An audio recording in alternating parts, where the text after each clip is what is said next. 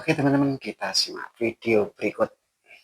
Rekan media, hari ini dikonfirmasi di Komisi Informasi Pusat ada 2 agenda persidangan. Yang pertama terkait dengan ijazah Pak Joko Widodo dan yang kedua terkait dengan surat keputusan kesetaraan milik Mas Gibran Rakabuming Raka. Saya mulai dulu yang tadi pagi ya. Tadi pagi Oke. yang menjadi butir atau menjadi pokok persoalan dalam sidang KIP yaitu terkait dengan uji konsekuensi terhadap 9 informasi yang ditutup dalam ijazah Pak Joko Widodo. Nah, 9 item itulah yang ada di sini nih. Ya, yaitu yang ditutup itu tanda tangan rektor, tanda tangan dekan, tanda tangan pejabat yang mengesahkan ijazah ini sebagai dasar persyaratan menjadi calon presiden.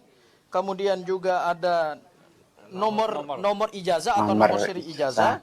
Kemudian juga ada tanggal lahir dan lain seterusnya. Intinya ada 9 informasi yang ditutup oleh KPU RI dalam menyerahkan salinan ijazah terlegalisir milik Pak Joko Widodo. Ini yang tadi pagi kami sidangkan, sehingga nanti minggu depan agenda berikutnya lagi adalah kami ingin menguji apakah 9 informasi yang ditutup ini legal atau tidak. Kemudian yang kedua, apa dasar dilakukan uji konsekuensi? Karena KPU belum melakukan uji konsekuensi terhadap dokumen ini. Alasan mereka menutup 9 informasi penting di dalam ijazah Pak Joko Widodo, ternyata tadi pagi kami sidang, informasi yang kami dapatkan adalah KPU RI belum melakukan uji konsekuensi, tetapi sudah menutup 9 informasi ini. Itu yang pertama. Yang kedua, terkait dengan ijazah Mas Gibran Rakabuming Raka yang disetarakan oleh Kemdikdasmen. Ya. Merembet hari ini kami meminta ada 2 dokumen yang perlu diserahkan. Yang pertama adalah surat keterangan kelulusan yang diserahkan dengan grade 12 di UTS Insert Sydney. Dan yang kedua adalah dokumen hasil penilaian dari Kemdikdasmen sehingga surat kesetaraan itu bisa dikeluarkan. Nah, ini agak berbeda nih yang dilakukan oleh kementerian dengan yang dilakukan oleh KPU. Oleh kementerian, justru dokumen yang berkaitan dengan ijazah Mas Gibran itu dinyatakan dikecualikan sehingga tidak bisa diserahkan.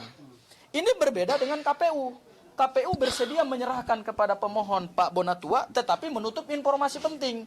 Oleh Dikdasmen berbeda, semua tidak diserahkan dan semua informasi itu juga tidak dibuka. Jadi ini 2 lembaga negara yang melakukan penafsiran terhadap Undang-Undang Keterbukaan Informasi Publik secara berbeda. Nah, siapa yang salah? Ya, dan kok bisa ada 2 lembaga menafsirkan pasal 18 ayat 2 Undang-Undang Keterbukaan Informasi Publik dalam prakteknya kok bisa berbeda gitu. Itu satu hal.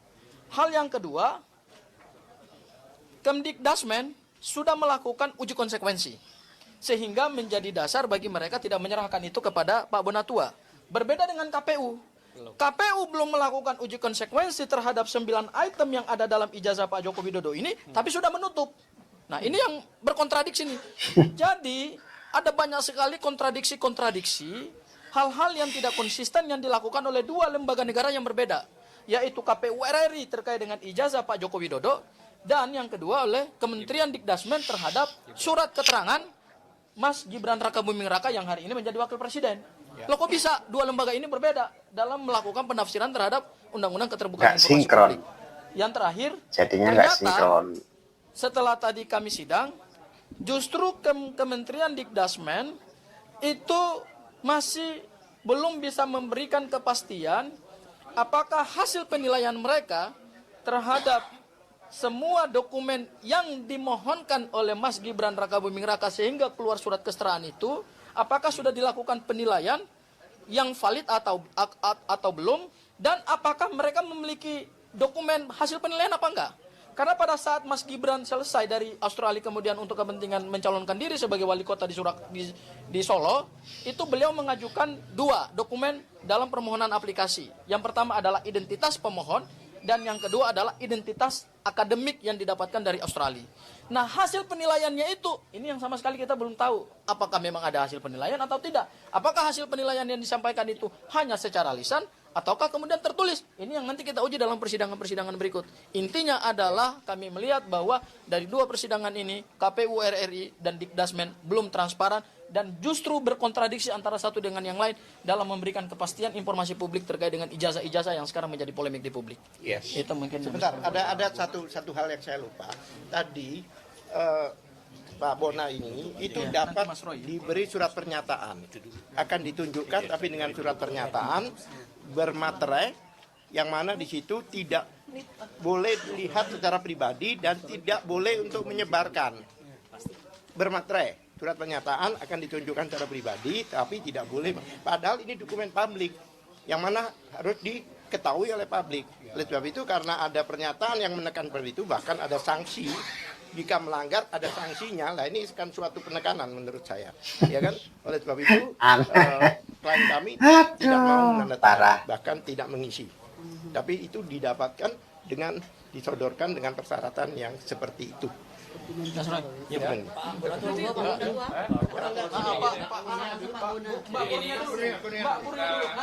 Wanita dulu, Pak. Baik, ngomong sedikit.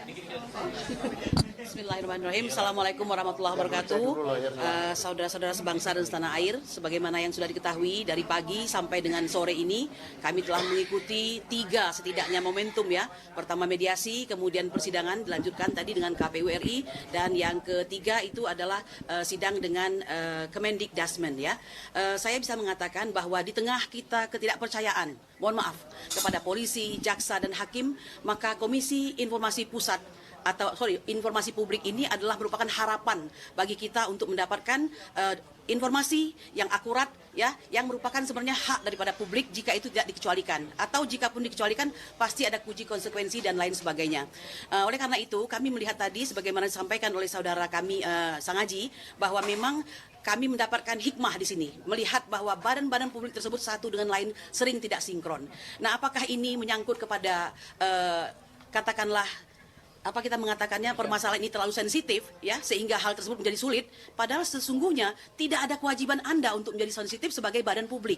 Lakukan saja tugas sebaik-baiknya sehingga tidak akan ditemukan kejanggalan-kejanggalan. Kejanggalan yang dimaksud salah satunya adalah bahwa klien kami, Dr. Bona Tuasilalahi, harus menandatangani surat tertentu misalnya untuk bisa mendapatkan data tersebut. Dan ini apakah baru hari ini? Apakah sudah sejak lama seperti itu? Bukankah ini menjadi bertentangan dengan fungsi daripada informasi itu sendiri yang merupakan hak publik. Nah, oleh karena itu ini hikmah, sidang ini baru pertama kali, semoga Indonesia menjadi lebih baik dan menjadi sebagai pertimbangan dalam tata kelola informasi kepada publik. Saya kira demikian. Terima kasih. Berarti next persidangannya Iya, tanggal 8. ya, nanti apa yang dipersiapkan dan nanti akhirnya terkait dengan apa? Mereka masih harus membuktikan dengan yang dikatakan ada uji konsekuensi itu. Nah, dari situ nanti kita akan mendalami dari situ. Berarti uji konsekuensinya untuk 2 sidang yang ijazah Jokowi dan juga Gibran. Iya, cuma yang satu sudah dibuat sudah lama katanya. Yang ini tadi yang dari. Bukan dilanjutkan tanggal 3 Desember ya? Oh itu. Oke, Pak teman-teman. Untuk 9 item yang ditutupin itu kapan dibuka? Dan kenapa harus ditutupi?